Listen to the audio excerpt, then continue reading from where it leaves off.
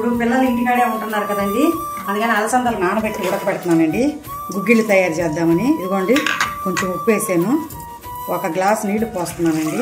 అదిగోండి కుక్కర్లో పెట్టి మూత పెడుతున్నానండి. 3 విజిల్స్ రాగానే ఆపేసుకున్నామండి. తిరగమాత పెట్టుకుంటున్నాను. కొంచెమే ఆయిల్ వేసుకోవాలండి, కడుపు ఉబ్బరం రాకుండా ఉంటుందండి. కొంచెం ఎండ వేసాను అంటే 1/2 స్పూన్ కారం వేస్తున్నాను, కొంచెం సాల్ట్ అండి,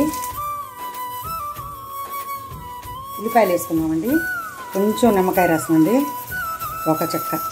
ఈవినింగ్ పిల్లలు ఉంటారు కదండి, తినడానికి స్నాక్స్ రెడీ అయిపోయినాయండి. కొంచెం ఉప్పు చూసుకుందాం చూడండి.